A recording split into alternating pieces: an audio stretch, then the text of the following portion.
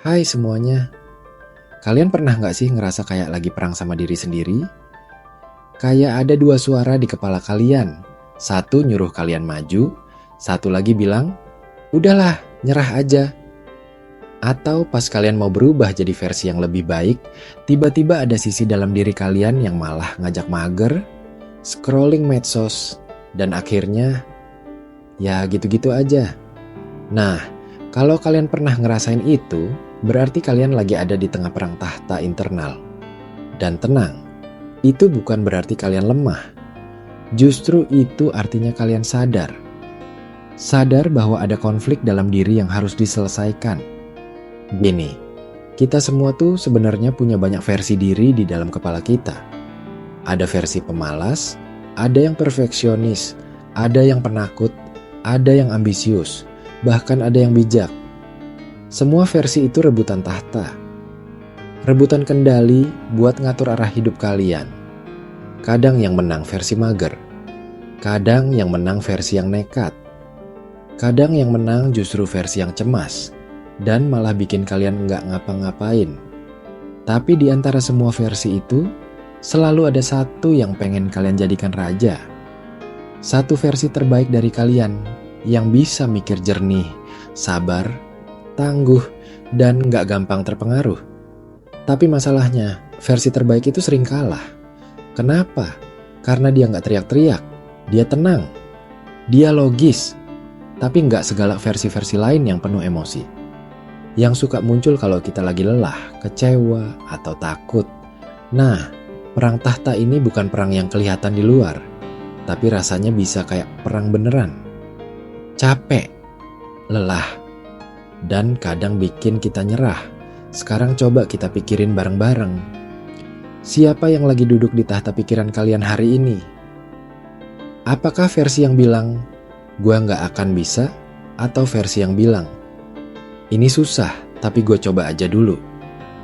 Kadang kita nggak sadar, kalau versi negatif udah duduk di tahta terlalu lama, kita bisa jadi hidup kayak zombie. Nggak punya arah, hidup cuma buat bertahan. Padahal hidup itu lebih dari sekadar bertahan. Hidup itu soal menaklukkan. Bukan dunia dulu, tapi diri sendiri. Nah, perang tahta internal ini sebenarnya bisa ditaklukkan. Tapi bukan dengan menyingkirkan semua versi yang lemah. Bukan juga dengan pura-pura kuat. Tapi dengan memahami. Karena semua versi diri itu punya alasan kenapa mereka muncul. Versi pemalas muncul karena mungkin dulu kalian terlalu capek dan gak dikasih ruang buat istirahat. Versi penakut muncul karena pernah gagal dan belum sempat sembuh. Versi yang keras kepala muncul karena merasa harus bertahan demi harga diri. Semua sisi itu ada karena ada cerita di baliknya. Jadi tugas kita bukan membunuh sisi-sisi itu, tapi memahami mereka, lalu menata ulang siapa yang layak duduk di tahta. Kita harus belajar jadi pemimpin buat semua sisi dalam diri kita. Bayangin aja diri kalian kayak sebuah kerajaan. Di dalamnya ada banyak penasihat, tapi cuma satu yang bisa duduk di singgasana. Dan tugas kalian adalah milih siapa yang paling layak. Bukan yang paling keras suaranya, tapi yang paling bijak dan jernih pikirannya.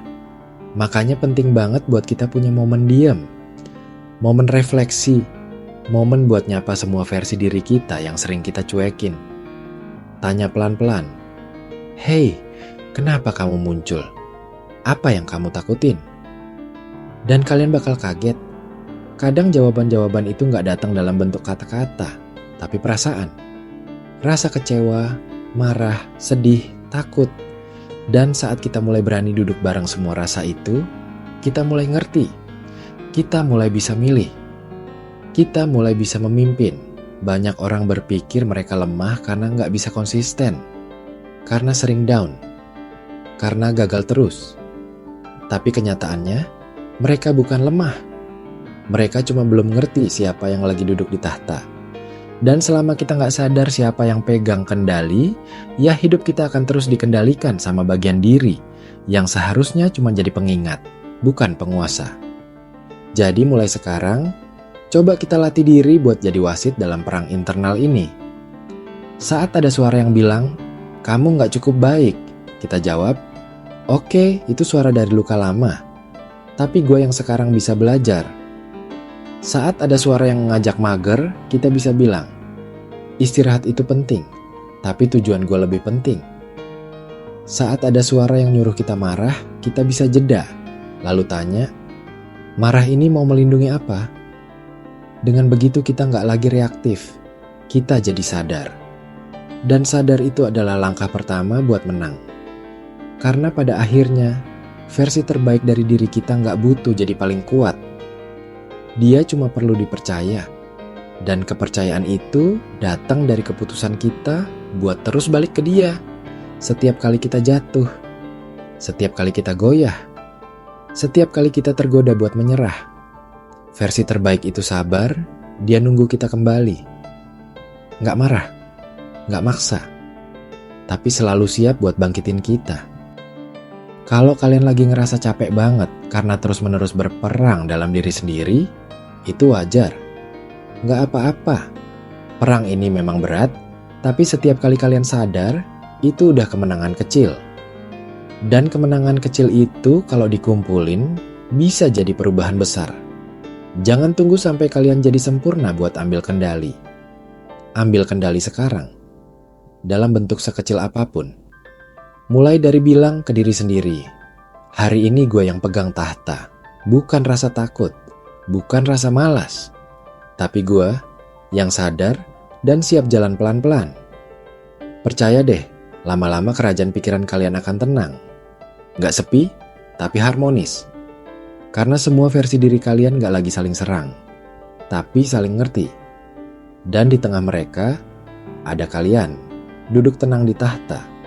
Siap memimpin diri menuju arah yang lebih sehat, lebih kuat, dan lebih sadar. Karena tahta itu milik kalian, bukan milik emosi, bukan milik trauma, tapi milik kesadaran kalian yang memilih untuk terus belajar dan bertumbuh. Jadi, siapa yang kalian izinkan duduk di tahta hari ini?